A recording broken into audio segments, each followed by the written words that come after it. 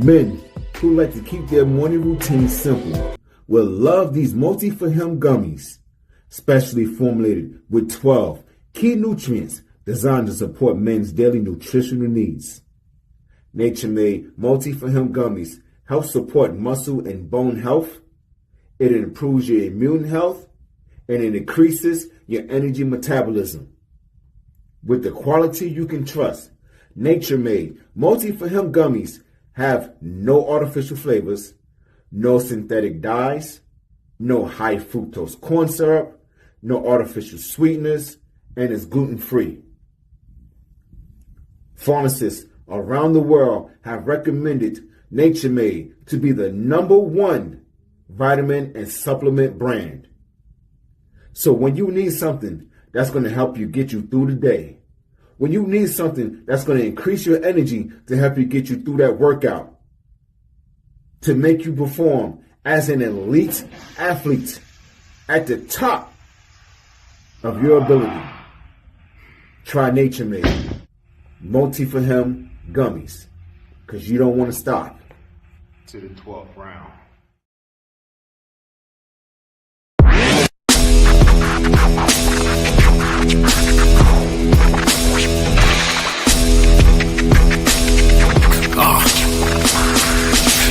Welcome to the Terror Dome. You should be heading home, cause you could bring all of your ninjas and the Technodrome. I rip right through your flesh and bone and mental capacity. Flood your mind with atrocities and copious tragedies.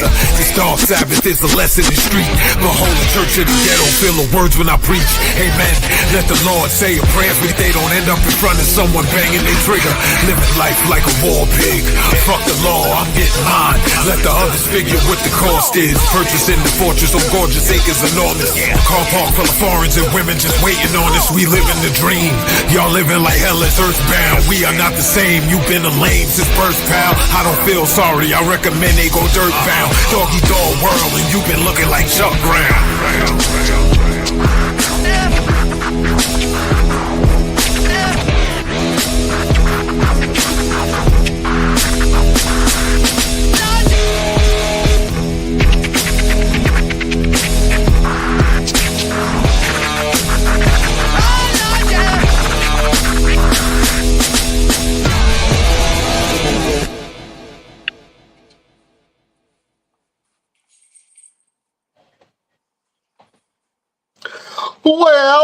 Well, beautiful people, best damn nation. It is Wednesday, and you know what time it is. It is the Best Damn Wrestling Podcast. I am your humble host, Brian Renegade, and with me, I have the best damn crew. First of all, if you see this man in a dark alley, run for your life. He will beat you up, throw you in the trash can, and leave you there for dead. He's the green-eyed bandit. He fights people. Sometimes he bites people. He's your mama's favorite wrestler, and he can whoop your daddy ass, the one and only Roosevelt, the fighter. What's happening? Yo, wagwan boy, what to do? Well, why you got the extra effects on? What was that? I put a little. Look, we ain't been on in the show in a couple of weeks, man. I had to put a little stank on it, a little extra on it, you know. I'm back to normal again. Yeah, take that stank off. Yeah, that's it's sound like you in the tunnel somewhere. Oh man. This man is a culinary genius. He is a pit master. He is a North Carolina barbecue representative, the one and only King of Flavor, Sir Chop, is in the building. What's happening? What it do? Oh man. Man, I'm good, man. I'm trying to grow my beard like y'all's, man. I don't know what it is. What are y'all using? Juices and berries? Huh? That's what you want to call it. We can't say too much. You got that soul glow in the beard. That's what you want to call it. Hey, I got a question for you, Brian, because we are live on Bigo, whatever it is. Bigo. Yeah. Yeah. You got a filter on yours right now with a bunch of flowers around your head. What is going on there? Well, ain't nobody tell me that. Hold on, wait a minute. How do I take the filter off? Let me need you to fix that. I had no idea. What up, everybody in Big? I have no idea why my face is all starry like that, but y'all just gonna have to accept it until I turn it off. I guess it's what it is. Don't just look at the Outcast shirt. Just don't look at the stars and stuff that's on my face. But anyway, shout out to everybody that's on Bigo. There's a lot of y'all on Bigo. Shout out to everybody that's on Bigo. Shout out to everybody that's on YouTube and Facebook and Twitter and Twitch. We love y'all and we appreciate y'all for being here. Y'all are, y'all like family to us. You know what I'm saying? Y'all are cousins. You know what I'm saying? So welcome. If you have not checked out this show before, we are the Best Damn Wrestling Podcast, and this is the Best Damn Crew. We're going to talk some wrestling. We're going to talk some real talk. We're going to talk about life and all that in between. Roosevelt, you got the agenda, the itineraries for today. Yes. And this is one thing that we haven't done in a very long time. And it's one of your favorite things to do on the show. So I figure we bring it back. Bring it back. Yeah. Bring back. So let's go ahead and drop that beautiful beam footage and let's go ahead and do hot topics. Yeah. All right.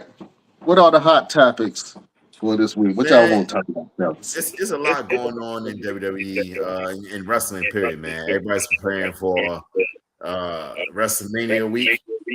It's going to be an amazing thing. I have an echo. There we go. I didn't fix it. Yeah.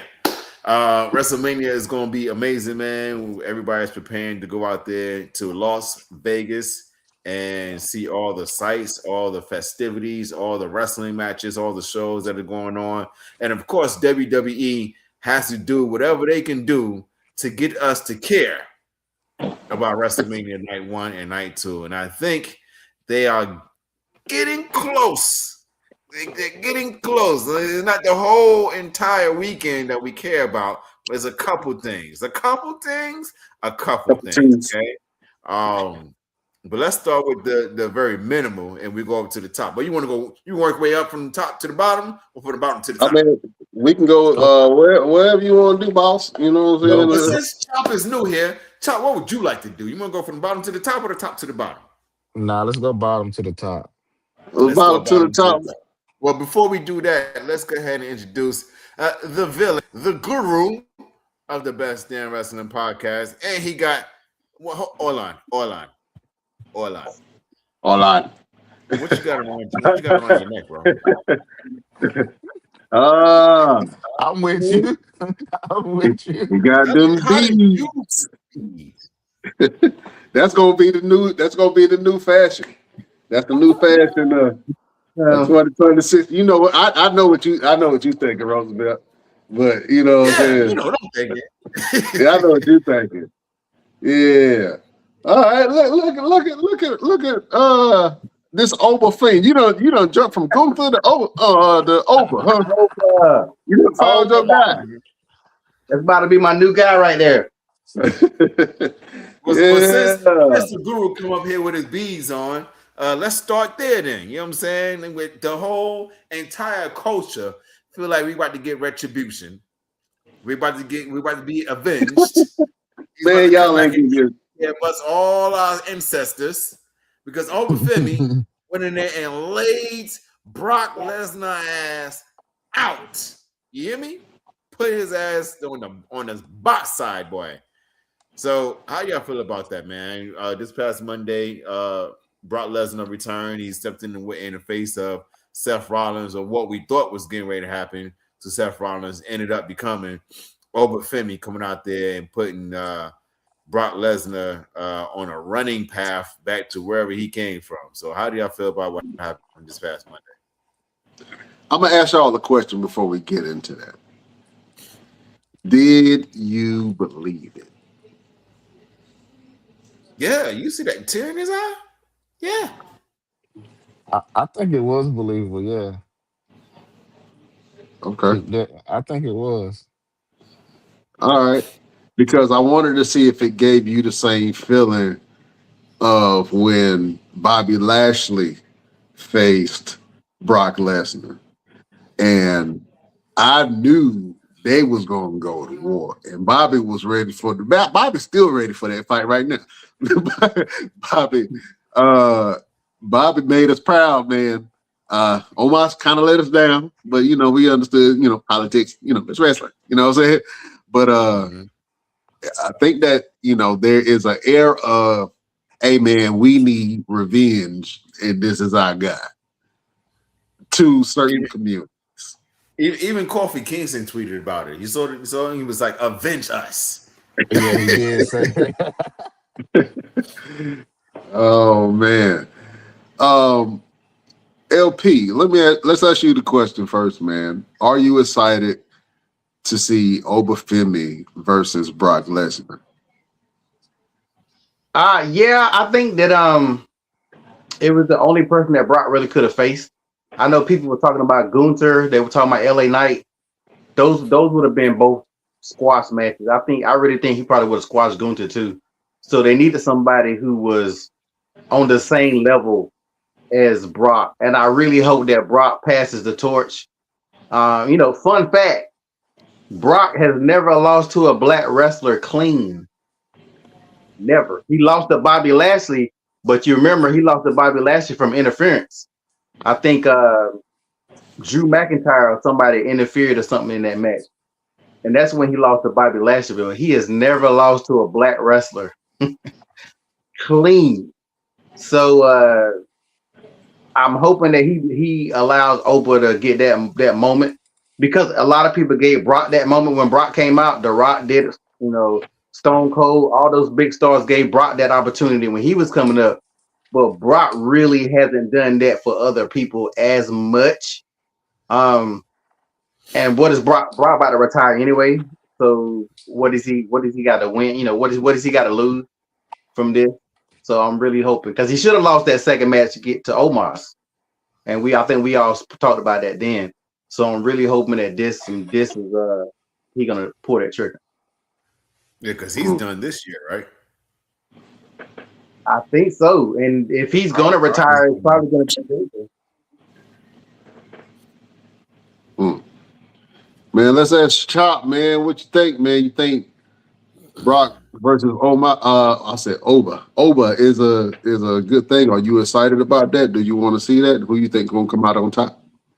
I am excited. Like I told you the night it happened, I was like, yo, this might have been the best open Raw they had in, I don't know, since it's been a minute. But Yeah. I definitely think Oba.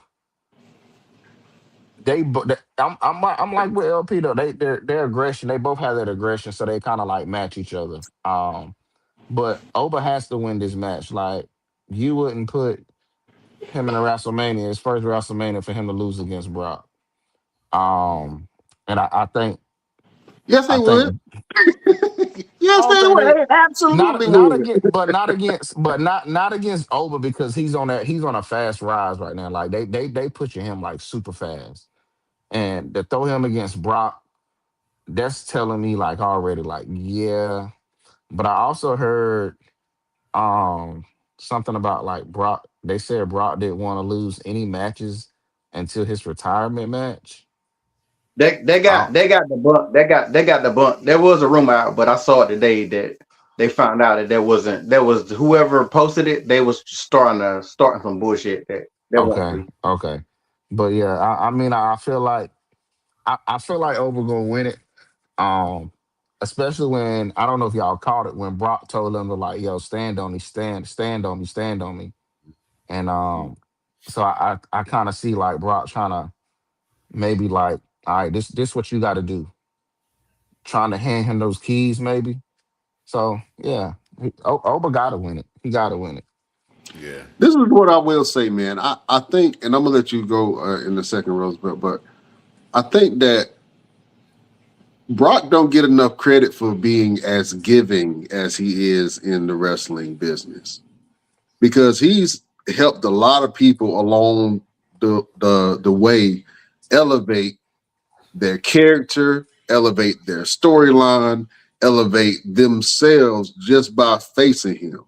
and he's giving it up a lot of like probably one of my favorite Brock matches, and I don't think it gets a lot of like, was Daniel Bryan versus Brock Lesnar. I thought that Brock Lesnar was killing Daniel Bryan. I thought he was just ragdolling him in the ring, and then at the end of the match, Daniel Bryan started to come back, man, and I was like, and there were times with Seth Rollins where he allowed other wrestlers to kind of elevate themselves in this star off of Brock Lesnar. So I think that as a professional, I think he gets a credit or a rap of being a badass, but he doesn't get the credit that he deserves as far as him being able to elevate talent. You know what I'm saying? So I just had to say that piece. But Roosevelt, what you think, man? Brock versus Oba, are you excited about it? Absolutely, man. I'm very excited. I can't wait to see how it all unfolds. Honestly, I hope they open the show. I'm gonna be honest with you. I hope they open the show. Either night 1 or night 2, don't matter. I hope they open it. And because I really believe Oba Femi, I mean, if you watch an Oba Femi match, you know it's gonna be some hard hitting, it's gonna be athleticism, it's gonna be some wild moments, it's gonna be some oh shit, I can't believe he just did that type moments. I mean, look what he just did on Monday Night Raw when he popped that man up and had it on his shoulder, and I was like, he just threw him up there like he was a bag of chips, like, and he held him up too, like, and held him up there, and you can see Brock communicating with him like, yeah, I'm good, go ahead.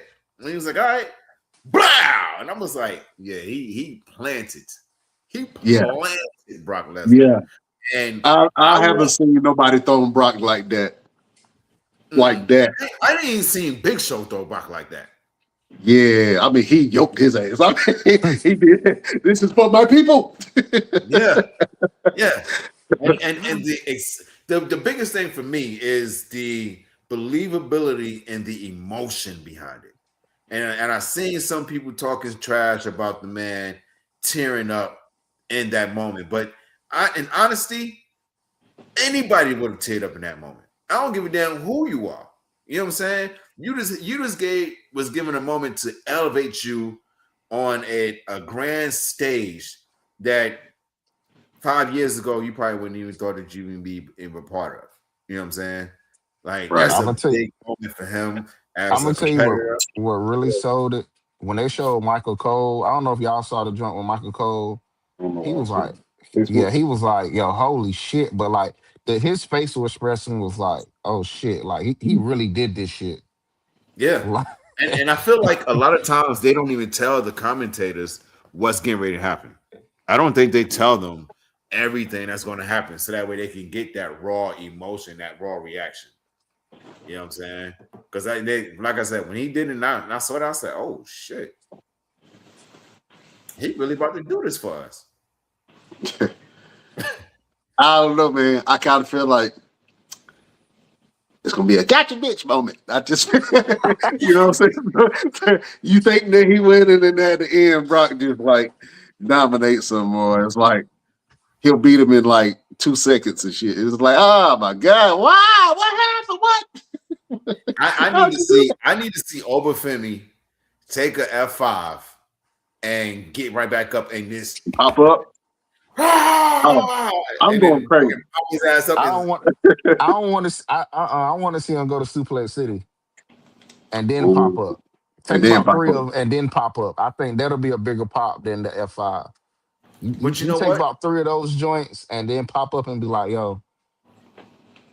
Throughout that entire segment, though, what stood out for me is we can clearly see Seth Rollins is not clear to do anything. You know, that man, the way he moved in that ring right now is just like it's showing tall tales of I can't really do too much right now. You know what I'm saying? And then the bigger thing, and if WWE don't capitalize on this, they retarded or something. Paul Heyman's new catchphrase for Brock Lesnar. He kept saying F-A Oh, F-O, yeah. F-A, F-O, F-A, F5. And as soon as he said it, I said, yeah, that's a shirt. That's a shirt. Fuck around in F5. Yeah. I like that. I like that a lot. You know, I was like, yeah, that's dope. But you know what? Paul Heyman needs a lot of credit. Paul Heyman needs, he needs to be inducted into the Hall of Fame 2 times just for being Paul Heyman. Because there's nobody anywhere ever in the history of professional wrestling that's dedicated to whatever story he's attached to the way this man is. You saw his eye? You can tell, and I've heard stories, and he would, if he knows he's supposed to be in a distress type of character or it's a distress moment, he wouldn't just literally not sleep for like 2 or 3 days just so he can have that realistic look. Like that ain't makeup, that ain't no special effects, that ain't no eye drops put in his eye. No, that's him just realistically took his body to that extreme to, you know what I'm saying, give you that portrayal. He's been in so much distress the last however many days he was gone. Okay. All right. I think that this is a good call for management. I think they have been listening to the people. I think they pay attention to the podcasts, you know what I'm saying, and what people are saying, because you can see that popular opinion is starting to move certain storylines in certain directions and push certain talent. So somebody listening to something. Mm-hmm. Somebody got their ear to the streets. You know what I'm saying? Because it seems like they are making that shit. Now, they could have put Brock against anybody, because anybody could have got that spot. Gunther was a surefire, yeah, he gonna get that spot. LA Knight needed something to do. Why not? He would antagonize Brock and put on a horrible wrestling show. Horrible wrestling. Yeah. I can't advocate that LA Knight no more, bro. I can't. I be trying to defend him, but I can't as well. I can't defend him, man. This is just getting to the point where it's like, no, you gotta help yourself. You gotta help yourself. And even though they took it super personal, and I'm gonna shift gears real quick because I want to talk about another match that's on the card, Roman Reigns versus CM Punk. They took it super personal. I don't think it had to go there, but it did, and then the Usos kind of jumped into the storyline. And it seems like we're about to get Bloodline 3.0. I think the only one is gonna come over. What's my boy name? The short one. Tonga, the short Tonga. Tongalore. Tongalore? Yeah, I feel like he might be the only one that, like, you know what, I'm gonna come join Roman. I can see that. Because you need a live wire. Jay will be second in command. I don't know. I feel like they painted themselves in a corner where they have to bring back the Bloodline storyline to get people to care. Yeah, but it's not gonna work, because that's just like when the NWO got old, it got old. When DX really got old, it got old. Like, certain groups, when they get to a certain point, even if they brought the Bloodline back now, what would it do? Like, it really. I was about to say, what's the story? Yeah, it really won't move nothing. Like, people seem to forget the reason why the Bloodline was as popular as it was, and I don't care what nobody said, it was because of the dynamic with Sammy, and then it was the dynamic with Jay. Like, you can't get that back. Like, there ain't nothing they can do to bring that back. They can bring the Bloodline back all they want to. It's gonna be like the NWO Black and Gold when Bret Hart was in the NWO. Like, nobody remember that shit. Like,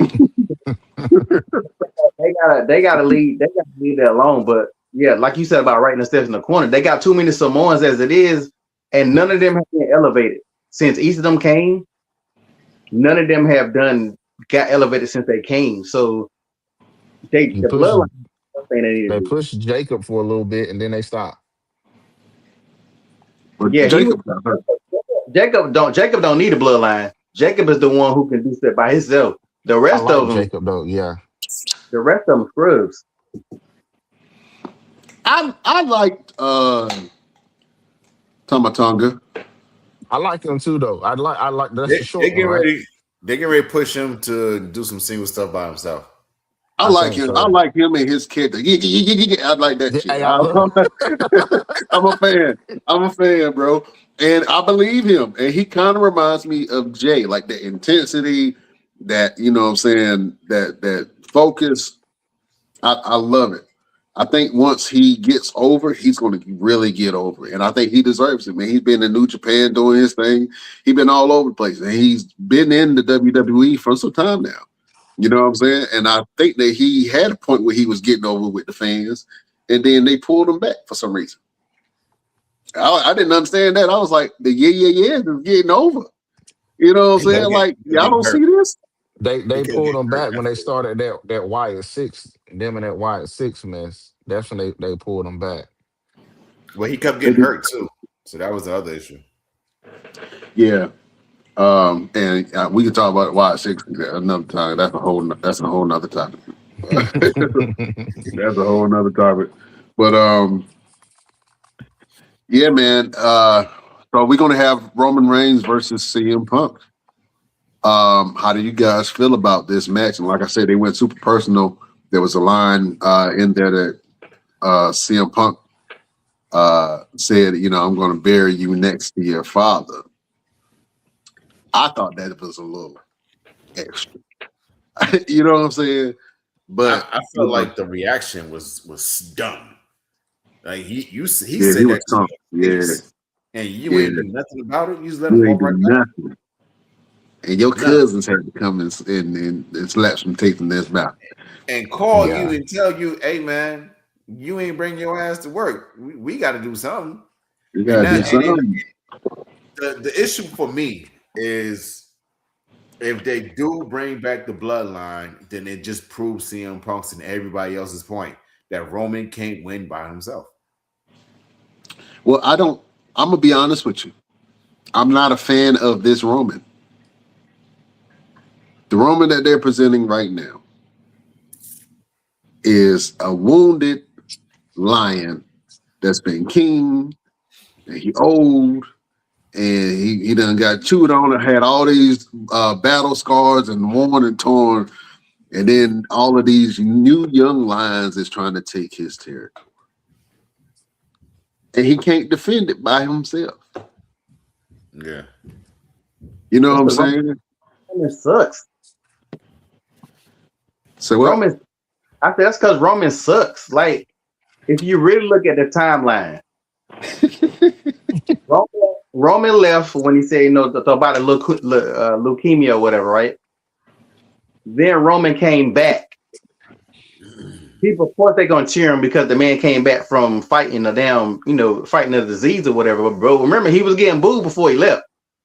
So they bring him back, and then he eventually go heal with the bloodline, and then the bloodline, he got over with the bloodline. Roman has never gotten over by himself. Like, people don't really want to admit the shit. Roman was not over before he left. He got cheered when he said he was leaving because he was fighting leukemia, and he got cheered when he came back. But Roman still wasn't over. Roman got over with the bloodline. So that made this new Roman or whatever with the bloodline. But just like you said, you take the bloodline away from Roman, it's the same boring Roman. Like, Roman sucks, bro. Like, I don't give a fuck what nobody says. You take the bloodline away from Roman. You take Paul Heyman away from Roman. Roman is the type of character who feeds off of a group. He can feed off the group. Stone Cold never needed a group. Triple H, he could feed off a group or he could be by himself.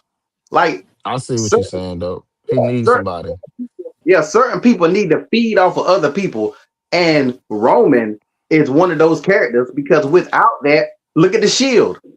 Roman was he over with the Shield, a group.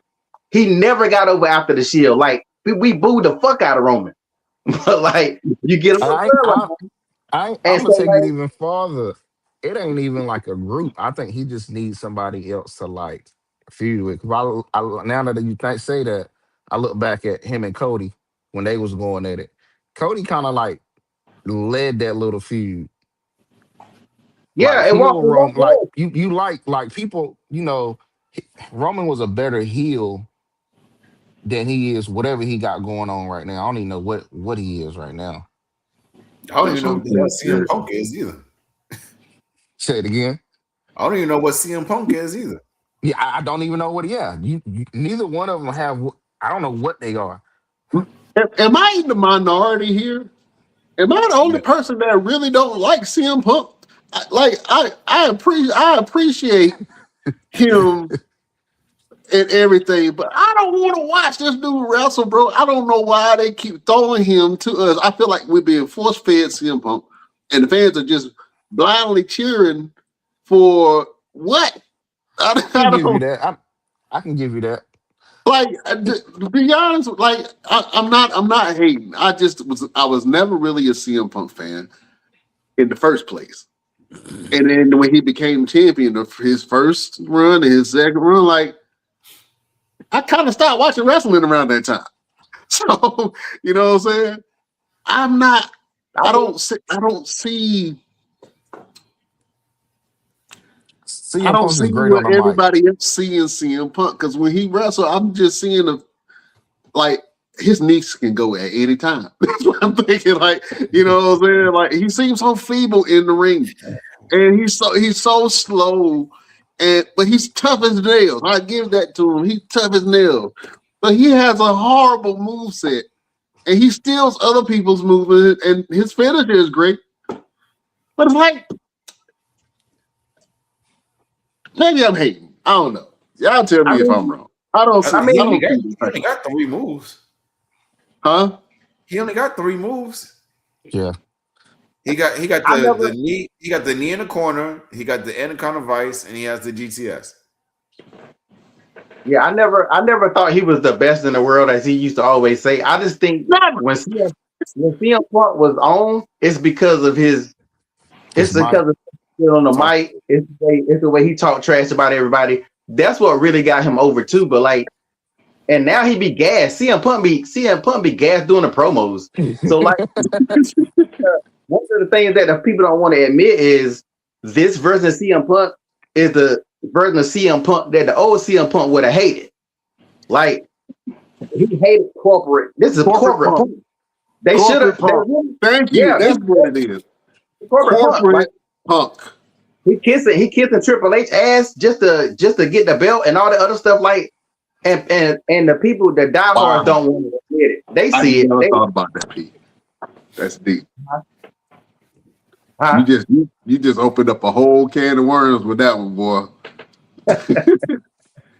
You're right. This is corporate Punk, and I think that's probably what my problem. Like he contradicts himself, and maybe I'm the only one that would kind of see it. But I don't know, man. Yeah, this is corporate Punk, 100%. Corporate Phil. Corporate field. There you go. Because even Corporate Roman Reigns Phil. ain't even calling this man by his work name. He calling They him by calling his him Phil. Phil. How disrespectful and direct is that for somebody to call you by your real name while you on stage and you know, like you know my stage name. You know my stage name. If I was CM Punk, I would beat him until he say my name. Say my name. Phil. It was when he hit him with that mic. It was funny though. Yeah. I think Roman done beat him. They don't need to keep on doing these promos because Roman already done beat him 3 times in a row. That's why he used that cheap heat about his dad because he know he didn't have nothing to say. Like Roman literally don't want it, so they don't need to do this shit all the way up to WrestleMania. They got to change something up because CM Punk is definitely looking weak. Because Roman can make you look stupid, and he definitely making CM Punk look stupid. And the old CM Punk would have murdered Roman, but that corporate Punk, nah, this ain't it. Not the same, bro. And I don't believe him. I don't believe nothing about him. And I Nah, think that every time he go in there, I feel like he gonna pull the Shane McMahon, bro, and just just hit the transformer. You know what I'm saying? Blow both quads at the same time. Like, what the hell happened to him? His knees came out. Knees and ankles broke at the same time. I don't know, man. But am I excited about this fight? No. It's gonna be slow. It's gonna it's not. If the storytelling is good, then it'll go. Because Roman always has good storytelling in his matches. They make sure that they include that element. That is a Paul Heyman stamp. But am I going to enjoy the wrestling in this match? No. Be honest with yourself. Do you like corporate feels wrestling? And he's a Uh, champ. I'm glad he got a belt. Go ahead and get it out of the way. Let him have his WrestleMania moment, and then we can move on. That's how I feel about it. You want to know what's crazy? Who did he beat? For the belt, Yeah.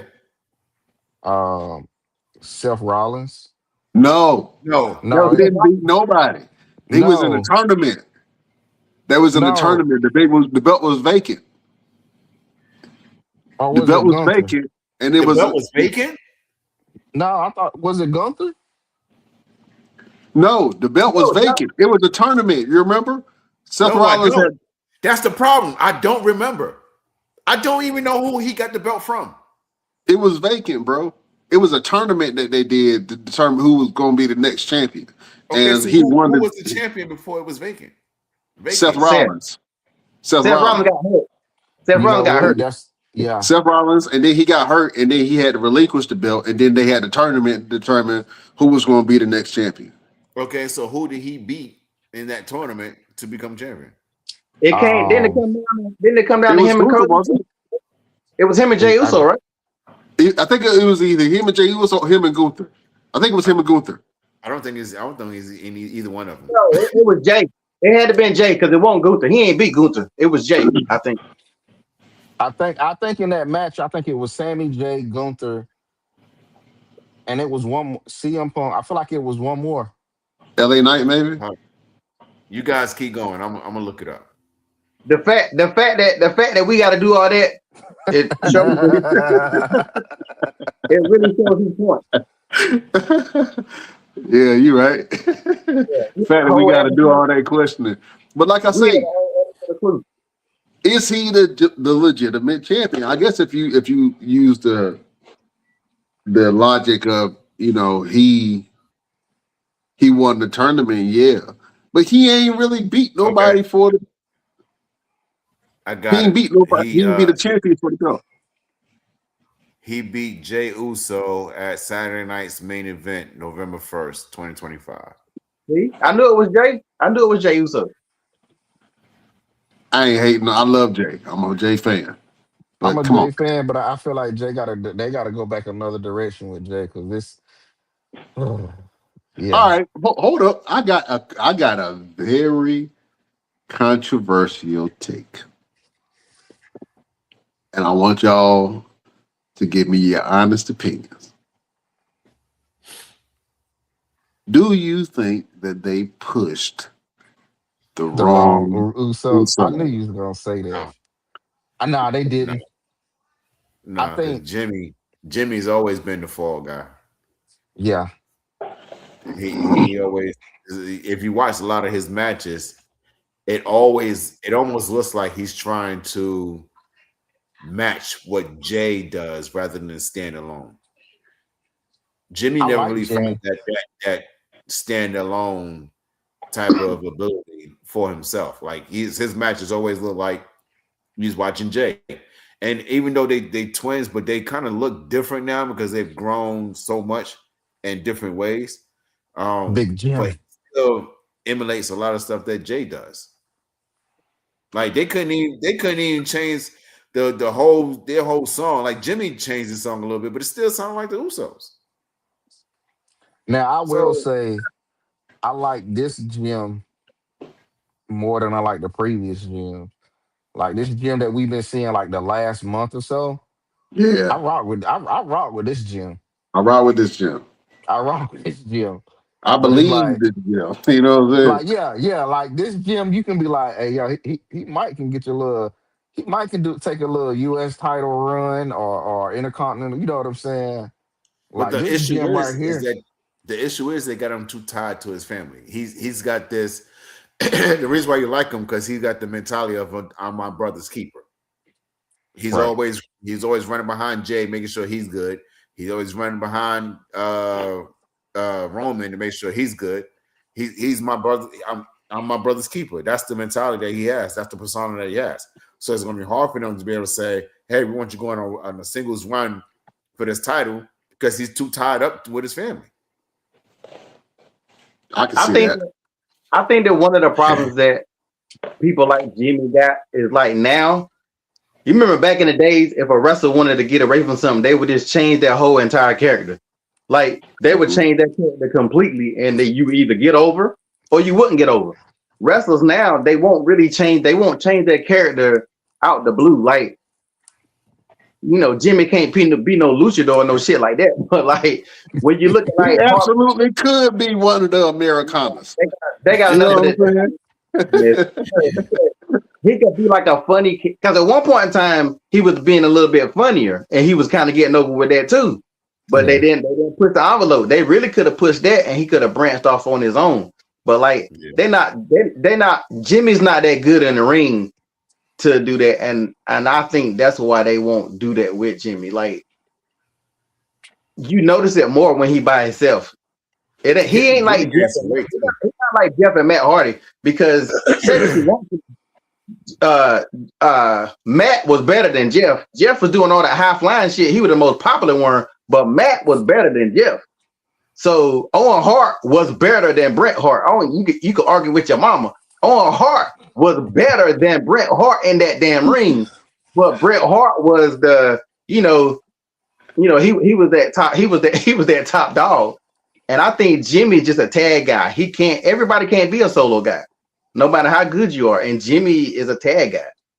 I don't know, man. I would agree with you, but I've always thought that they were going to push Jimmy first. If the Usos, back in the day, I was like, when they decided to split the Usos up, I thought they was going to push Jimmy because Jimmy was funny. Jimmy was really entertaining in the ring, and Jay was a little bit more quiet. But Jay actually broke out, and I think that the Bloodline storyline was the best thing that happened to the entire family because it highlighted the entire family, both on screen and off screen, more than it has in the past. You know what I'm saying? So now you have this dynamic where both of the brothers are now a tag team again, but there's no real tag team division anymore. Yeah. So it doesn't matter. You know what I'm saying? That they tag team champions because y'all disbanded and a lot of the tag teams are sitting backstage trying to figure out what we's gonna do, how we gonna get on TV. You know what I'm saying? You keep seeing the same matches, like put some new teams together. Like, you know what I'm saying? Do something different. Something. You know what I'm saying? They are starving out the Street Profits. They are starving out the Motor City Machine Guns. I saw them last week for the first time, and I don't know when. Bro, like, and they put this random team of R-Truth and Damian Priest together, which it would have made sense. The War Raiders. Yeah, you killed off the War Raiders with one dude, and I love Oba, but that was the wrong move, bro. That was the wrong move to do. You could have gave anybody. You could have put any two random superstars there. You made the War Raiders go back. You made the War Raiders go to NXT. You could have called me.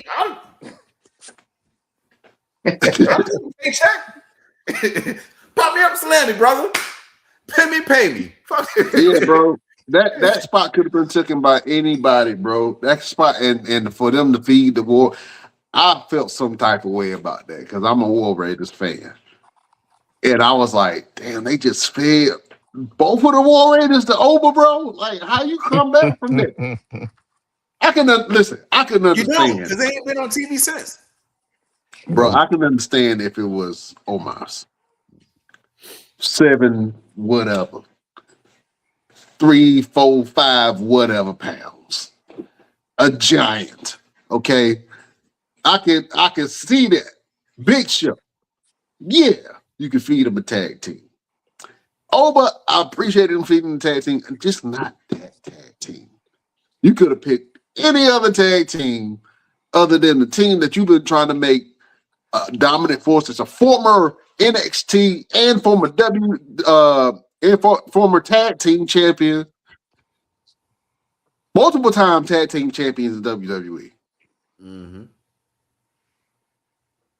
See, but that's that time when they should have been backstage. They should have been like, "Nah, we ain't doing this. Y'all gonna have to fire us because if we do this gonna be the end. This gonna be the end of our damn career." Like, I know sometimes you got to get that check. You got to do whatever you got to do, but I feel like in wrestling, doing that can ruin your career. They Like, might I should would. go to AEW. Y'all better get some local boys. What happened when they used to call local boys out there and let them get squashed? You know what I'm saying? Like the hometown wrestlers. You know what I'm saying?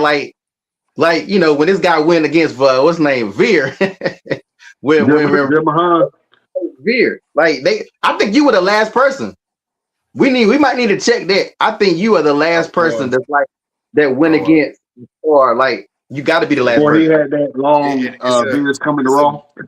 There's a going joke between me and a couple of friends of mine is that every time I've gone on Raw and stepped in a ring with somebody, their career went downhill. And I'm like, no, it's not. But then I sat back and looked at them like, damn, they because it happened in Lars, it happened to Veer. And it was happening to Sammy for a while. And then, you know, so yeah, don't call me. You call somebody else. Fuck around, lose your job, messing with me. So you the real so you the real legend killer. Yeah, the job killer. The job killer career. come around.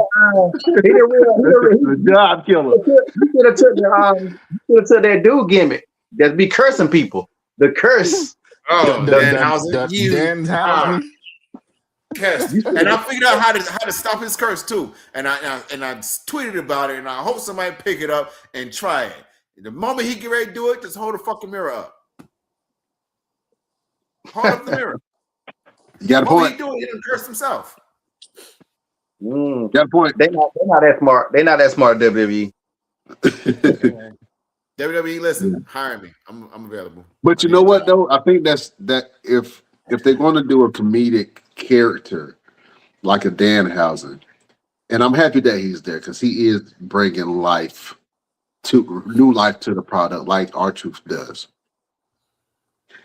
They really are using him to change the course of certain wrestlers' trajectory without having to explain why something happened. It's a smart move to have him there because you can just have somebody, all right, yeah, we're gonna dead that storyline, and the fans be like, why you kill that storyline off?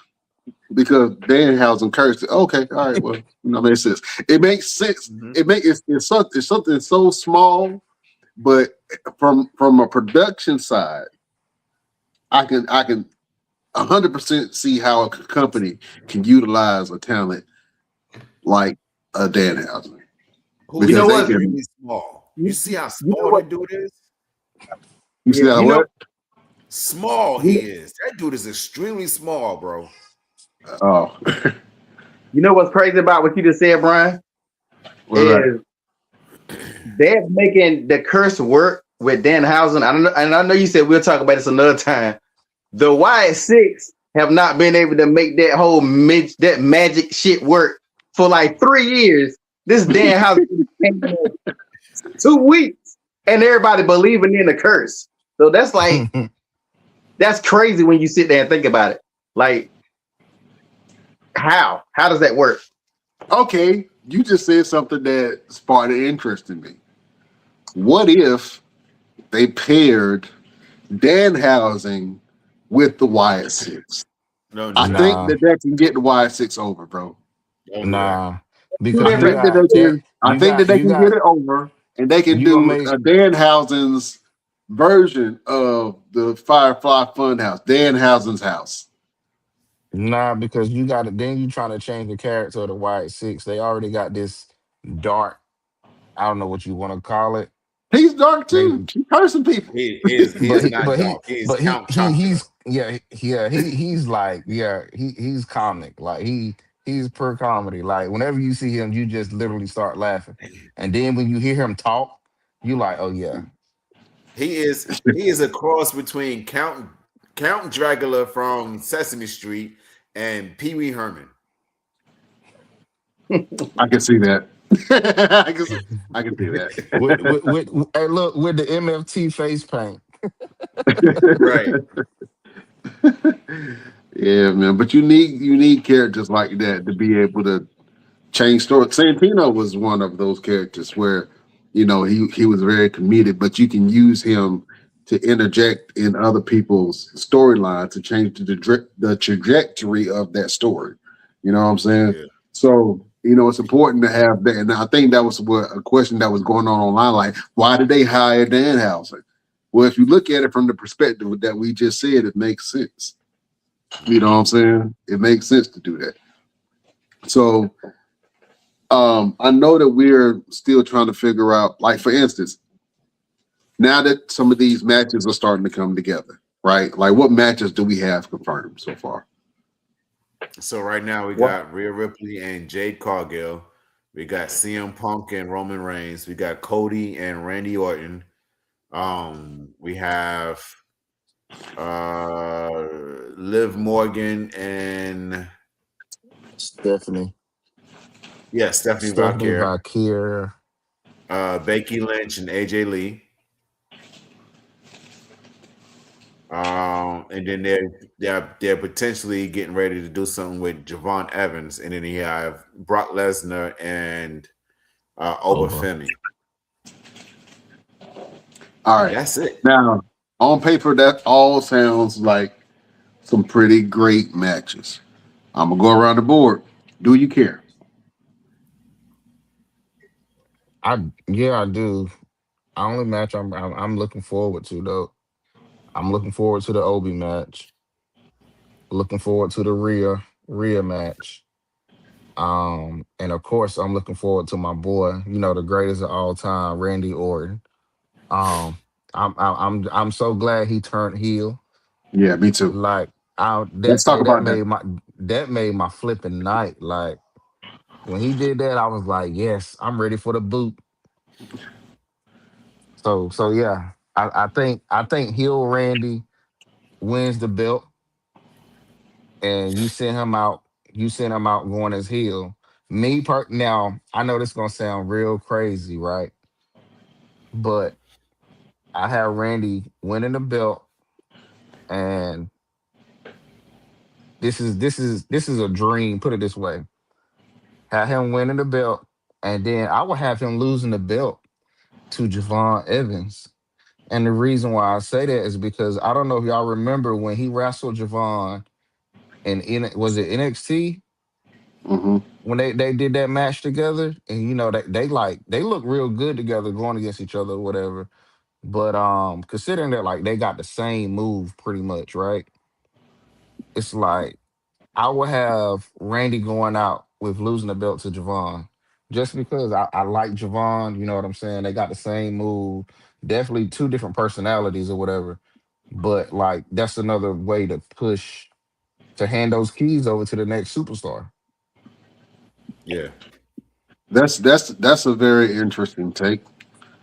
Um, I think that they kind of addressed it in the Royal Rumble, right? It was because they had another spot that make up for that spot that was Hmm. reminiscent of the spot that they missed. So I think that piece of business was settled there. Now you're talking about passing the torch, right? Is Javon the person that you think that Randy should pass the torch off when Randy eventually does pass the torch? I don't think there's another Randy see it in the being business possible. like that's coming up though. I don't think Javon ain't Javon ain't ready for that. Nah, he not He's ready for not that. he's He not not, ready, but I think he's ready. I think you definitely gotta give him a push. but not He got that. But you got that the boy got an US. organic push right now. You got lower. They got to get back to making the wrestlers earn them spots. Like you get the US title, then you get the Intercontinental. Like you work your way up. Like you just can't throw people on these with these big belts. And then look at Jey Uso. Jey Uso is a prime example You're of right. You're right. I would at he least won't win. I would at least let them have a match though. I mean, he can have a match. That's cool, but I think with I don't first of all I don't know if they're gonna get Randy the belt. If they do, I think Cody got a better chance of getting the belt. And I personally wish Cody would have went heel instead of Randy going heel because Cody needs a change.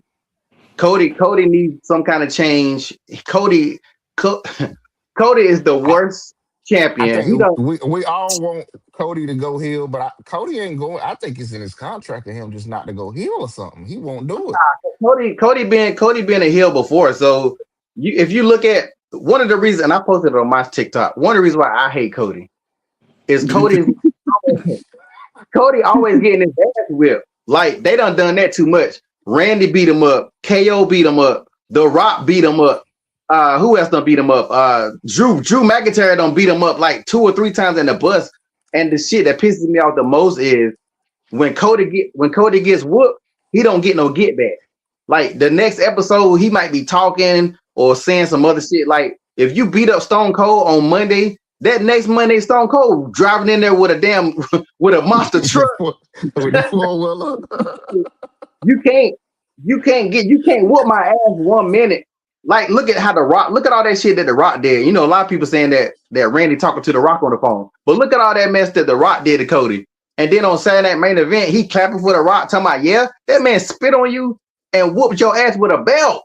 Like Cody sucks, bro. Like that's why I can't get behind Cody. Even if he turns heel, he's still gonna be. That's the only hope. Maybe he can do something, but if they don't got good writing, it ain't gonna matter. But Cody get his ass. I don't know if y'all watch Invincible. Cody gets his ass whooped more than Invincible. If y'all watch that TV show Invincible, I just got finished watching season episode 1 right then because that new episode dropped. he get his ass whooped more than Mark, son, and it's crazy. And look, and at least Mark will actually fight back or go to. Yeah, right. He would fight back. You're right. Now hold up, I ain't gonna let y'all. And I'm not taking up. I got to take up for Cody on this. Cody does get some get back. He'll come and just randomly. I've seen Cody a couple times go after people who attacked him. What I will say. This is what I want to say though, real quick. That's what I want to say. I think that heel Cody only makes sense if he has a group. That's what I was getting ready to say. The only time he gets a get back is when he got somebody that's got his back. The only one he went and got get back at was Drew McIntyre. One time he ever does is when he got a group of people that's going to go in the ring with him. KO too. Yeah, he beat KO too. But KO beat him up by 2 or 3 times before he finally did it. But no, Cody needs a group. Cody with a group could be like Roman with a group if they do it right, and that will be better. But like, yeah, I think Cody as a face can be by himself, but Cody as a heel, he need a group. But it don't need to be. This is how you fix that. You LP, you mentioned something on one of the shows about division, and you said division is a group of people that don't need each other. It don't work. It don't make sense. What if Cody joined division and became the leader of division? Cody need his own group he need a group of young people. They don't need to be no. Well, who would you put in Cody's group? I would put. I would put Grayson Waller because I think he might be able to get elevated with that. Y'all might hate me for it, but I'll put Javon Evans in that group and see what he does as a heel. I know y'all don't want to see it because y'all want him to be the bouncer, y'all want him to be the good guy. But I need to see more character from Javon Evans, me personally. Like I need to see Javon Evans. I'm not a big fan of his character. His character to me isn't a character yet. Like he's just Javon Evans. I need to see him get pushed a little bit more. I would get all young guys. Who's another young guy? I can't even. Maybe one big person. I don't know. Well, let's go around because I want everybody to give me two solid, and then I'm gonna come back to you, LP, and you tell me who that third person you think about. Chop. Now All right, Roosevelt. Go ahead, Roosevelt. Give me two people that you will put with Cody. Ethan Page and Ricky Sainz. I can see that. Yeah. That's it. That'll be perfect for him. Yeah. And they rock with Cody anyway. And they got that tie with AEW. And Cody kind of influenced both of them to kind of come over. Hey, what about an AEW squad? Put Jay Cargill, Ricky, anybody who went to AEW. You could do that and call them the New Age Outsiders. WEA. we. Yeah. They could build off of that and even kind of mention I know they're not gonna mention AEW, but they can all kind of mention, a little bit of some other, they used to be together in another place or something like that. That might work. That and that group works really well, Roosevelt. I can see that. I think that Cody needs muscle though. He needs somebody with muscle that can not the way back him up. These guys work. Not the way these guys work. If you really want Cody to be a heel, because we all know Cody can fight, right? But I feel like he needs at least one muscle and one apprentice. And if I had to think about the muscle, well, you just built another evolution. Exactly. Yeah, hold on. What was the group that Cody was in? That it was him, Ted DiBiase, Legacy. So your group, it wouldn't be Legacy. Legacy didn't have no muscle. Huh? Legacy didn't have no muscle. They didn't have a muscle because they were all. They did, Roosevelt. They had Jimmy Superfly Snuckerson for a little bit, but I think something didn't work. Don't forget, he was in it for a little bit. Maybe one of his sons. It was another Samoan that was in that group for a little bit. He was a bit dude. I think it was Jimmy Superfly Snuckerson, cousin or nephew or something. Yeah. Hey, give them 7 people. They say they want to make him a Homelander. Give them the 7. If you watch The Boys, everybody get that reference. Just give them 7 people and have them be on some Homelander shit. Yeah, I can see him in the fact. Yeah, I would love to see a big faction.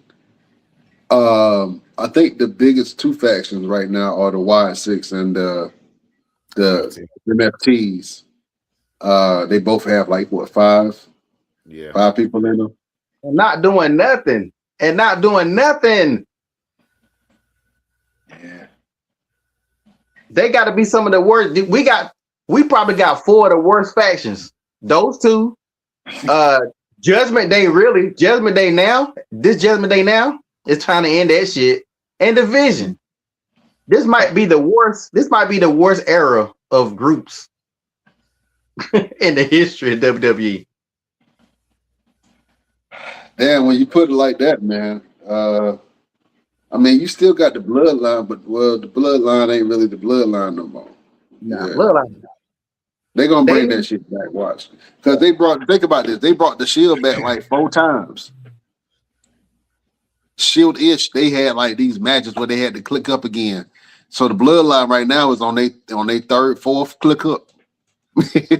You know what I'm saying? So Either you build a new one and give people what they want. This is how I feel. I feel like if you want to bring extra blood to the bloodline and you want to make them a true faction again, you would have Roman unify everybody. And have the whole entire bloodline showing force from Roman, the Usos, the MFTs, all 5 of them. And then you put in Jacob Fatu. If you really want to that's 9 right there. Who gonna stop them? Ain't nothing stopping. And then if you can bring in, I don't know why they ain't bringing him in, but if you can bring in the main one, the one that ain't got there yet. What's face son? Zilla? His other son. Yeah. Umaga son. Yeah. And I know this dude. Zilla Fatu? Zilla Fatu. Yeah, that's what it is. If you bring in Zilla Fatu, I don't know why they're not bringing in Zilla. Maybe they might think that he might be hard to work with or whatever the case may be. I don't know why. But if you're gonna do the bloodline storyline in any capacity, if you're gonna try to bring them together and have Roman get back with Uso, then have Roman unify the family.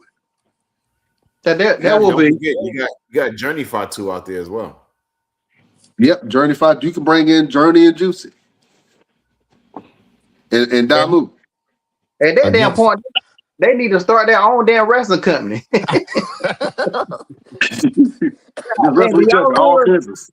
Do y'all remember when the corporate ministry combined, when they became a corporate ministry, it was like 30 damn people. The corporate ministry was like a rap group at a awards. It was like Wu-Tang. The corporate ministry was horrible and great at the same time.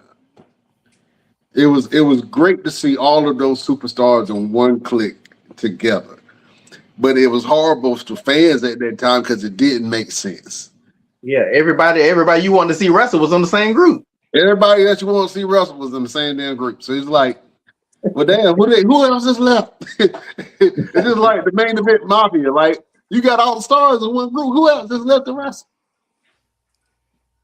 Yeah, you know what I think if they did it with the Samoans, they would have to have them trying to take over everything. Like, and then whoever would have to fight them. Like, almost like NWO type shit. They would have to try to take over all the shows, and then that would be the only way you can make it. But Roman would have to turn heel again, and then you absolutely would have to have Roman as champion again. Oh yeah. I mean, you got that's why I think these other factions really don't work, because, like I said before, if you ain't got, that's why the vision, like, they gotta have a belt. That's the whole point of a faction, to be honest. Like, is the whole one person got the belt and the other people making sure they got the belt. When you got factions without the belt, to me, it just don't even make sense. They gotta have all the belts. You're gonna have all of them though. They gotta have all the belts.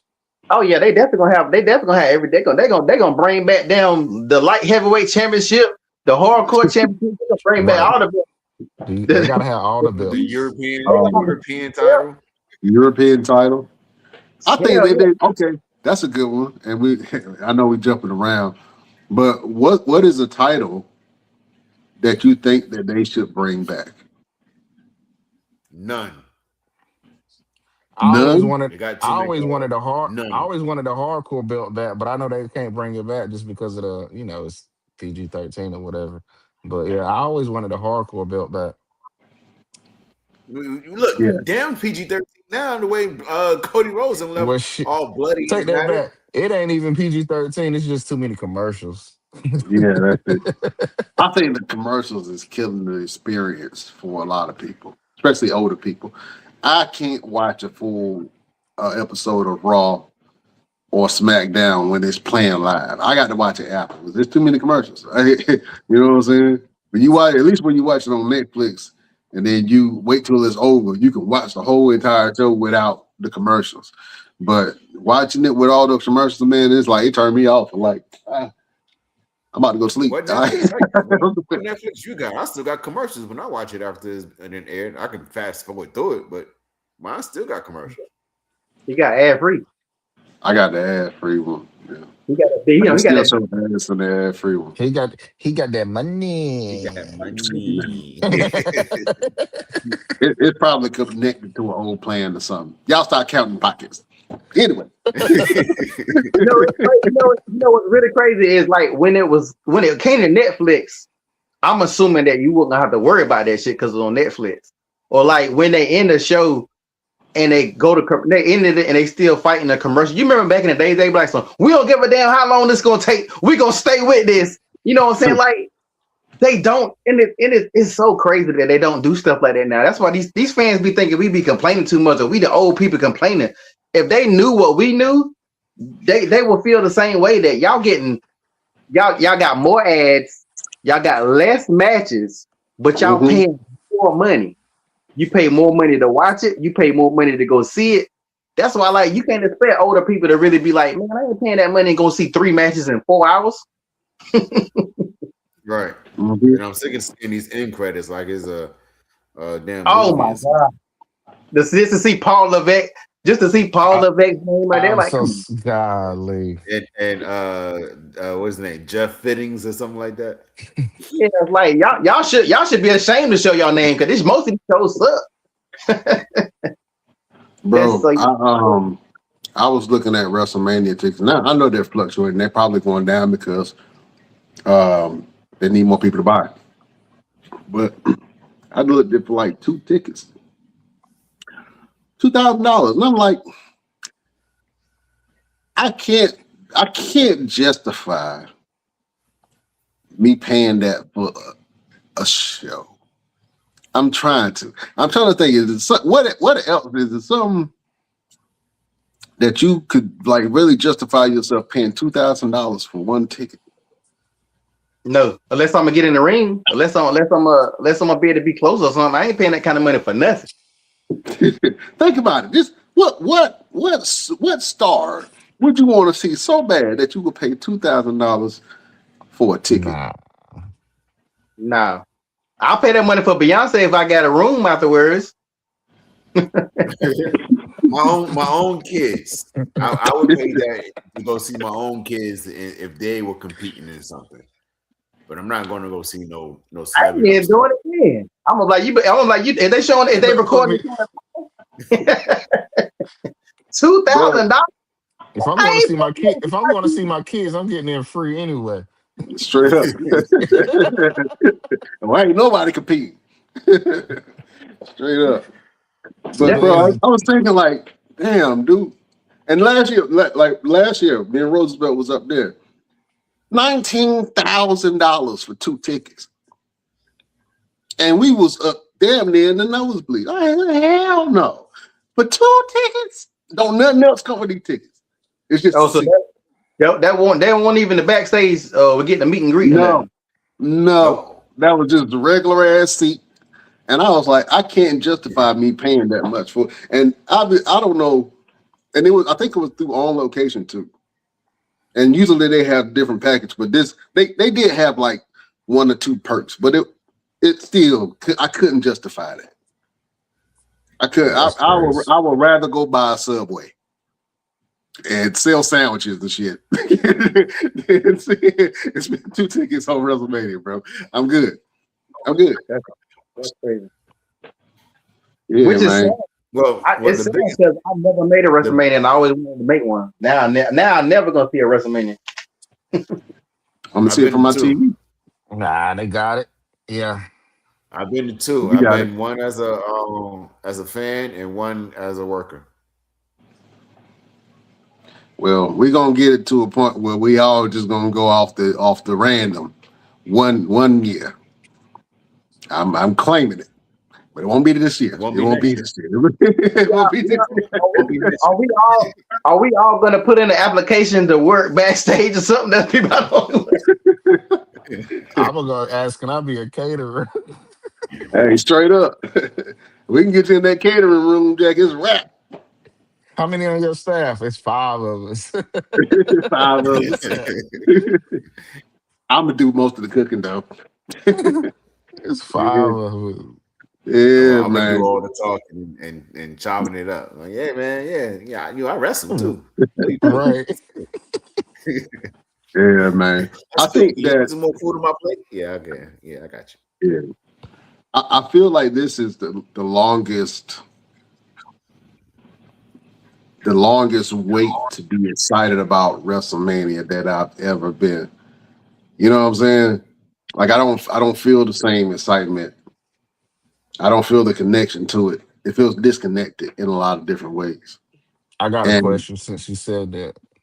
yeah, Off the card that we just saw, right? That we just talked about before the matches even hit. Like, what would you grade this WrestleMania from just off Mm. on paper? I would say a C. It feels like it's gonna be I feel like a C show. I don't know. I would say I don't a know. B. Hold I on. I think can't say that. over. If I'm just looking at it on paper and I'm looking at the matches, it should at least be a B. Yeah. It Yeah, should at least be a B. I say But the but D. reality yeah, is what was the last pay-per-view that you actually thoroughly enjoyed? mm. When I watched the old one on Netflix, Like, think about it. What was the last pay-per-view that you watched that you was like, oh my God, that was amazing. I'm so happy I saw this. that Royal Rumble, was it a Royal Rumble we watched that time? What was it? Was it the Mania? What was the Mania when the Street Profits was in there and we watched it online? That might have been like the last time. Was that the Mania with The Rock? Did we watch that together? The Mania with the the Mania with the roster 2 years ago. 2 years ago, yeah. Was that the What one when took you a Cody minute? dethroned Roman? Was that the one you talking about? Yeah. Yeah. Yeah, but that was also the one, wasn't that the one with Charlotte and Rhea? Like there was some good, if I ain't mistaken, there was some good matches. I personally, and I think people don't want to admit it, I personally think WrestleMania is no longer WrestleMania. I don't see nothing that's going to happen in the next few years to make it get back to where we rated at. We rated at the stuff that we grew up with. You got to lower the bar, because what is going to change in the next couple of years to make WrestleMania get to how it used to be? They got to do a lot. They would have to do so much work, because the stars, there ain't no stars. The stars aren't the stars. They're not putting on really good matches like that. Not everybody. Even to me, this card is weak to me. I think other than the Oba and Brock match, which I just want to see Brock lose, I don't care about none of these matches. CM Punk is old and he can't wrestle. So that CM Punk and Roman match, that's not gonna be a good. Yeah, that's not gonna be a It's good gonna be a match. good story. It's gonna tell a good story, but I don't think like wrestling wise, I'm not. I like Jade, but I don't think Jade is good enough. And she might prove me wrong. I don't think Jade is good enough to have a match with Rhea like the Rhea and Charlotte match was. Like it need to be on that. Now this is the chance She ain't to that show. good. But Jay, I don't feel like Jay. They needed Bianca not here. They needed a ladder. They should have had a ladder match and put them tag boys in the ladder match. Like they should have had. They need to bring back the Money in the Bank at WrestleMania. Like they need to bring back a lot of shit. They need to get rid of the Money in the Bank as a pay-per-view and bring that back to WrestleMania and let them. That way, you might have a chance. Somebody might steal it or whatever. Bring back the damn TLC during WrestleMania. Like they ain't even got no what they ain't got no cage matches. Have they met any other matches like any special match? Huh? No stipulations. No. So what kind of mania is this? This is fast lane. This is not WrestleMania. two nights of fast lane. Get ready. Like, come on, bro. Like, is it really worth spending your money? Like, can you really look at this card and okay, I'm gonna spend whatever it is that it is for Mania? It's not worth it. I think. Well, but I think WrestleMania itself. Even AJ Styles said this Mania ain't even like it ain't even used to be. Imagine the Super Bowl not being a Super Bowl or the NBA Finals not being the NBA Finals. The WrestleMania is now just a regular pay-per-view. The Super Bowl ain't like it used to be either. It's too political. Yeah, everything is political. And then the crazy part is when you feel like when people criticize you about watching wrestling, and then you figure out that there are other sports that are predetermined as well. You watch boxing now, boxing ain't even the same no more. They done ruined the sport of boxing. Boxing about to get even worse. You got Mike Tyson and Floyd Mayweather and Manny Pacquiao. Nigga, they old as fuck. It's too late. It's too late. Yeah, and then bro, and then you figured out that, hey man, this shit was rigged all along. And listen, I'm gonna say it out loud, and I'm gonna say it as long as I can. Ain't no way that you can tell me that the 2014 Carolina Panthers should have lost that game with Cam Newton as the quarterback. And there was some visible plays where I was like, that looked real suspect. Why would you do that?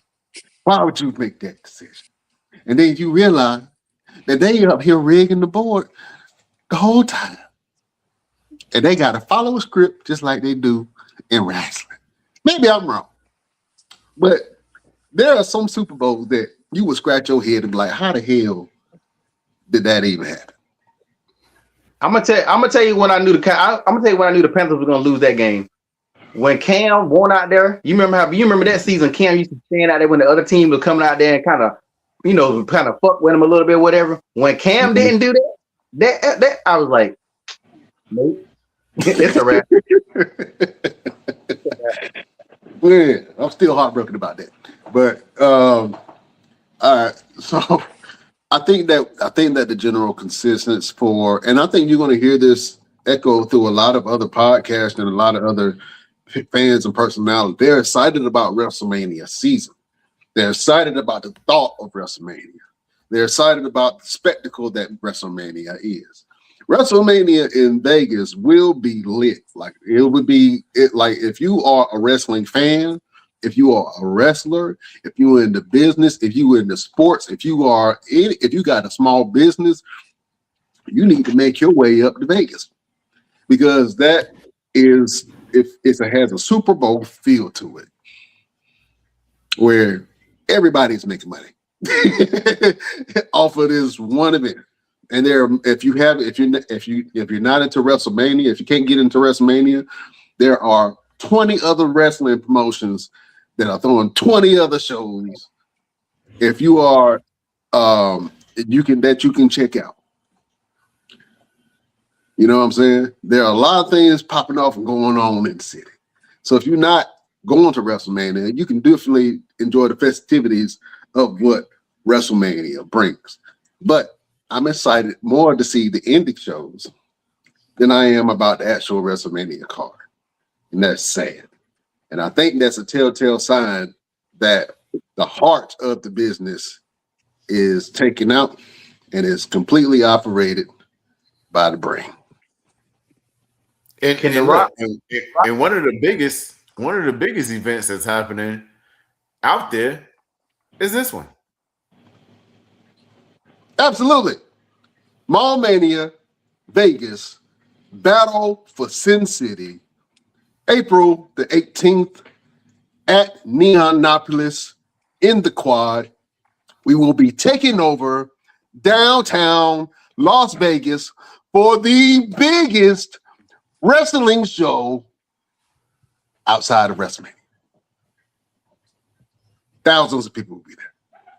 Thousands. Live performances at entrances. Some of the top wrestlers in the country have already signed on the dotted line. I still got people reaching out to me now. I just had a message come through from a guy from Panama that wants to get on the show. Wants to get on the show. It's gonna be big, y'all. It's gonna be big. Is it Carlito? No, it's not Carlito. Is it Carlito? No, it's not Carlito. Hey, we need to holler at Carlito though. He I don't even think he doing. Is he doing anything now? Hey, he could be good. All right, that's a good. You know what, Pete? I want to ask y'all this question. Yes. I want to ask y'all this question. If you could see anybody, if you want to see anybody on a Mall Mania show that's on the independent scene right now, who would you choose? It can be a legend. It could be somebody that's on the independent scene. It could be somebody that used to wrestle for WWE. It can be somebody that wrestles for AEW right now, as long as they ain't directly under contract. You know what I'm saying? Like, who would you want to see? We got like one or two, maybe two spots available. AEW can wrestle still, right? And they can wrestle indie shows, right? Yeah, we got two people already that's on the AEW roster that's on the show. Well, then MJF, turn it up.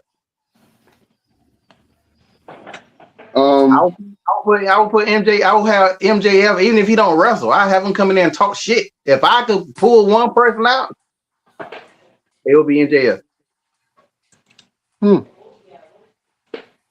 I can't see how much he charging, but that's a whole other question.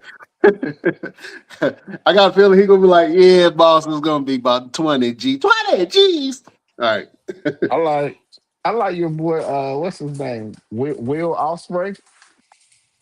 Will Ospreay would be crazy. Will Ospreay will go crazy. I like him. Okay. MJF, Will Ospreay. Who you got, Roosevelt? Karrion Kross. Yeah. I like Killer Kross. And he just put out a new challenge with somebody. He did. Yo, can we while y'all mention Karrion Kross, can we say how jacked up it is that WWE knew how much the fans wanted Karrion Kross, got rid of Karrion Kross, and then made Aleister Black and Selena Vega the same damn thing. Pretty much the T-move version. I think that's the most jacked up mess. They did that shit on purpose. Like, it ain't even cool. Aleister Black is better than that. Aleister Black could do. He better than that. But like, I think that's the most jacked up shit. When there's a lot of stuff they done. That's one of the most jacked up things, and spit in the face to fans. Like, oh, y'all wanted this, well, you gonna get this, and you can't do shit about it. Like, I think that was so fucked up how they did that, and I think it's bad for him because nobody cares about Aleister Black like that. But I just think it's jacked up. I will say that I think that right when Kross started, he was getting over. He was getting over naturally and organically with the fans. He even won me over, and I was a Karrion Kross hater for a long time. Ever since he was in NXT, I couldn't stand his ass. And then right before he got let go like that, when he did the podcast and he kind of aired out his grievances, I was like, okay, that's what I've been looking for. And then he can show that he had acting range. That's what I was looking for. So when he finally did come into form and come into his character and who he is, they fired him. And I'm like, I wonder why. But I will say this. He cannot complain because although it was things that they could have did with him, they were pushing Karrion Kross to the moon. Oh yeah, he got a lot of opportunities. He got a lot of opportunities. Like a lot of opportunities, bro. And some of the opportunities didn't even make sense. But he got it. You know what I'm saying? So you can air out your grievances, but dude, you had a faction. You've been put in a lot of different title shots. You know, he's had a lot of opportunities. So I'm not saying that he shouldn't have his grievances. Obviously, he can. But in general, like, compared to some other people that don't get no opportunities at all, and then just get fired on some whim, you know what I'm saying? At least he's gotten a lot of opportunities. But I 100% I would 100% put Karrion Cross on the card, just so he can fight Roosevelt. Cause I know Roosevelt won that fight. I know he won that fight. I don't know why. TikTok. TikTok. TikTok. Tick tock. Absolutely. Somebody else I want to bring on. I think for me, I would want to do Matt Riddle. I'm a Matt Riddle fan. Are you keeping up with Matt Riddle? Are you keeping up with Matt Riddle? You don't want Matt Riddle on your event, boy. No. Is he gonna show up? Matt Riddle been doing a whole lot of shit. Hell no. Hell. Even if he said he'll do it for free, man, Matt Riddle's he a crash out, bro. Like he been crashing out. He been crashed. Yeah, I think he had he did a couple of no show stuff, but like I've been watching some of his shit. Hell nah, Matt Riddle's a crash out. Hell. I don't even want to. When and where has this happened? I haven't seen nothing. What? Matt Riddle, he had that one show. He had that one show he didn't show up for it. Then he didn't refund the money, and then the people called him out on it, and then he ended up refunding the money. He went on this big old rant. Man, y'all better get into the news. Get into the dirty news. Get into WrestleMania. I be watching WrestleMania. I get all my news from them. But yeah, Matt Riddle got. Man, I did see that one. Yeah. WrestleMania keeps me caught up on a lot of drama. But no. I don't want to see y'all have to fight Matt Riddle for real in real life. I do it. Yeah. I ain't fit to scuffle with nobody. I'm leaving it at that. Yep, I might drive to Vegas too. I'm leaving it at that. Yeah. But yeah, man. I want to be excited about WrestleMania, but I am excited about WrestleMania season. And I'm excited at what we're about to do, man. It's gonna be one for the city. It's gonna be one to remember. You know what I'm saying? And then we got Homecoming, our homecoming show in August that we're planning, and it's a 2-day event. And El Peasy, you know what I'm saying, is doing his Thug Thizzle and doing the second night of Mania and shutting the whole entire region down with the Fashion Wars, man. Tell people about the Fashion Wars event that you're putting on. Oh man, it's going down as part of the event. It's gonna be a designer battle. Designers going head to head, models going head to head, music, live, hopefully some live bands. So it's just gonna be a totally different event. Nobody's ever done an event like this, period, in this area that I know of. So I'm gonna say nobody's never done it before. If I ain't never heard it, it ain't never happened. So once again, we're gonna be bringing something new to the Greensboro area. Definitely tap in. We definitely been for none of us living in Greensboro. We've been putting Greensboro on. Right. Right. Y'all gotta start tapping into stuff that we bringing to y'all, because I know y'all don't got that much going on in the area. So definitely stay locked in with all that stuff we got going on. Absolutely. Hey, look, I want to do something in the Bull City, man. You know what I'm saying? That's why I cut my teeth at, man. Chop, what's happening in the Bull, man? It's a lot going on in the Bull. It's just the Bull is also oversaturated. But the Bull ain't doing nothing like this though. Not like, you know what I'm saying, Mall Manias. I don't think, I could be wrong. I don't think I've seen anything in the Triangle area within like the last couple of months that's going on as far as um the indie shows. I could be wrong. Um, but I definitely think the Raleigh, Durham area could be an area where it's definitely a lot of potential at. Let me ask you something about the food scene, man. Do you feel like the food scene in North Carolina is growing? Definitely. We got a couple of Michelin 1-star Michelin restaurants in the Raleigh Durham area that just dropped out this what's that, like within the last 4 months or so. So yeah. So Raleigh, Durham is definitely Cary.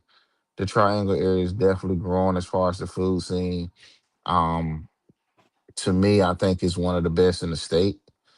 I'll put Raleigh, Durham over Greensboro, Charlotte. All of them. All right. I stand on that, all 10 toes, heavy boots. Yeah, absolutely. Oh, man. All right. Beautiful people, thank you for joining us. Fellas, let's go around the board. What you got's going on, and where can the people find you? Let's go to the villain of the Best Damn Wrestling Podcast. LPZ, what you got's going on?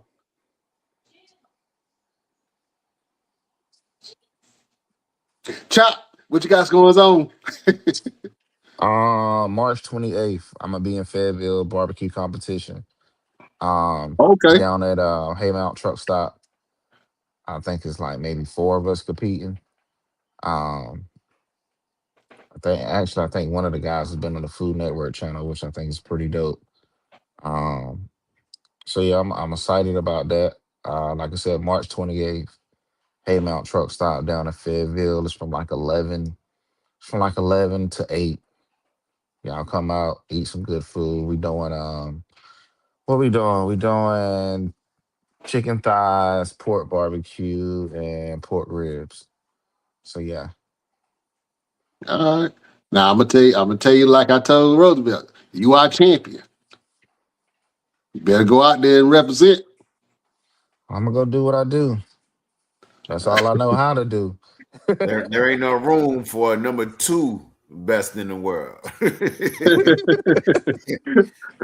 Absolutely, man. So Chop, let them know where they can find you, man. Um, Chop business out. page, yeah, business page. Y'all type in Chop House Barbecue and Catering. Facebook and Instagram. Personal page on Instagram is Chef Still a Nation '07. Um, yeah.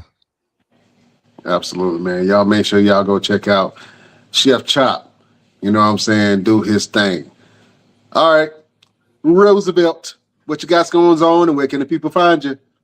Yeah, man. You guys can just find me on Instagram, Roosevelt the Fighter. Find me on TikTok, official _ Mr. Everything. Right now, I got a show tomorrow. We're doing a wrestling event for the troops in Cherry Point. You know what I'm saying? We need to build up their morale with everything that's going on in the world. Saturday, I got 2 shows going on, one in Raleigh, one in Wilmington.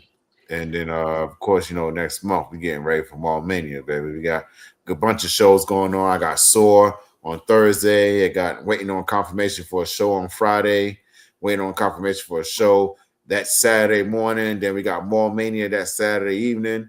And then me and Brian going to hit the town and paint it red and put all our money on black because that's what we are. That's right. we betting on ourselves, man. So. And put some things together for some overseas tours during the summer and fall. You know what I'm saying? So connections with the UK, Canada, and Germany. So I'm making some returns and making some debuts. So, just out here just getting it where we can. Absolutely, man. Y'all go follow Roosevelt and all his adventures on his platforms. P, you there? Yeah. I'm here. I was using the bathroom while ago. I ain't want to come on when I was letting the water out. Okay. I hope you flushed and washed your hands. What you got going on? And where can the people find you? As always, you can find me on Instagram, One Click Photography Shoots. We got the casting for the fashion show coming April the 26th. That will be in Durham, North Carolina. Prepping for the fashion battle. Make sure you guys check in on all that we got going on and everything else you can find up on that page. Get ready to do some big things in 2026. Big things. Yeah, that's right. Yeah. Y'all make sure y'all go follow the villain of the Best Damn Wrestling Podcast, LPZ, on all his platforms. Beautiful people, you can check me out at Brian Renegade on all platforms. Of course, you can follow. It's been a hot topic kind of thing, huh? I ain't even know. Hold up. All right, there we go. You can follow us on our Instagram at the Best Damn Wrestling Podcast. You can follow us on our Facebook page, Best Damn Wrestling Podcast. You can follow us on our other Facebook page, the BD Wrestling Podcast. You can follow us on X at Best Damn Crew. Go over there to Twitch at the Best Damn Wrestling Podcast. We even got TikTok, y'all, because our TikTok, we ain't never on there, but I try to get back on there at Best Damn Wrestling Crew. And check out all our content at the Best Damn Wrestling Podcast.com. Fellas, let's go around the board real quick. You know we got to do this. We got to lead the people with a little motivation, something good to help them get through their week. Let me go over to the villain of the Best Damn Wrestling Podcast, LPZ. Do you have a final word for the beautiful people? Oh man, I'll just say that, man, in life, somebody's always going to throw you curveballs. You just got to be able to adjust. Don't never panic. Just breathe, work it out. I've been working. I had to go through some stuff this week about my Facebook and all this kind of drama mess. I'm going through it with messing with Mark Zuckerberg, trying to get my Facebook right. So, but I didn't stress, you know, I got to adjust. I had to make my move to my other page for right now. So when things happen, just always be ready to adjust. Absolutely. Be ready to adjust. Be flexible. That is the final word from your boy, the villain of the Best Damn Wrestling Podcast, LP. Chef Chop, do you have a final word for the beautiful people? Be yourself, because everybody else is taken. Damn. Yeah. That was solid. I like that. That's it. That's it. That's all that needs to be said. That's all I need. Yeah. Drop. Yeah. Be yourself, because everybody else is taken. That is a final word from your boy, Chef Chop. All right. Roosevelt, do you have a final word for the beautiful people? Yeah, man. Taking the easy way out is not always the easiest. You know what I'm saying? It's not always better. I saw somebody on Facebook was going through some hard times and a bunch of different things that's happened in his life that just didn't sit well with him. And he was like, maybe I'm just better off not here. And like, he's taking the easy way out. Ain't always the easiest. You know what I'm saying? It ain't always going to make things better. So, you know, stick through it, head up high, chest out, foot on the ground, man, keep pushing. You know what I'm saying? Everything has a purpose, and the purpose is either make you better, make you greater, or, you know, you succumb to your challenges. But we are not built to succumb to our challenges. We are built to overcome them. So it's because it's taking the easy way out. It's not always easiest. That's the final word from man who likes to fight, Roosevelt. Oh, man. You heard him. He ain't going to say it again. He only going to say it one time. All right. Beautiful people, if I have to give you a final word, I'm up here looking at my shirt. And if you guys haven't seen, I got an Outcast shirt on, probably one of my favorite bands and groups growing up. And I remember they had this song with the Goody Mob, and it was called Get Up, Get Out, and Get Something. Yeah. So that's my word to you. If you're feeling stuck, and I know a lot of people who are creative, sometimes we can get stuck. I don't care what kind of field you're in, whether you a chef, whether you a wrestler, whether you a photographer, whether you in business, whatever. So you have periods of time when you feel stuck, or you feel periods of time where you feel like your life isn't going the way that you want it to. And in those moments, you have to get up out of yourself. You have to get out of your head. You have to get into the world. You have to do something different to be able to bring you to a different vibration. You have to be able to talk to somebody instead of being stuck in your head. You can't be stuck in one place. Nobody that feeling of being stuck or that feeling of being in limbo, you can break that by getting up getting out, and getting something. So this is a word to all the hustlers out there. You know what I'm saying? When you wake up tomorrow, you don't feel like going to work, get up, get out, and get something. You know what I'm saying? Maybe you can change your trajectory. Maybe you can change the attitude that you have for that day. Maybe you can change the people around you. You never know who you might come in contact with, that you might just give them a word that might benefit their day. I go around all the time giving compliments to people. I don't care who they are, what they look like. Even if they ugly and they busted, I'll find something good on them. If they only got 3 teeth, man, I'm like, boy, that tooth in the middle, shiniest, boy, that shit shiny. You brush it every day, don't you? Yeah. You know what I'm saying? But when it comes to the things that you want, when it comes to the things that you are striving for, if you have goals in your life, get up, get out, and get something. Don't let the days of your life pass by. You got to get up, get out, and get something. Don't spend all your time trying to get high. You got to get up, get out, and get something.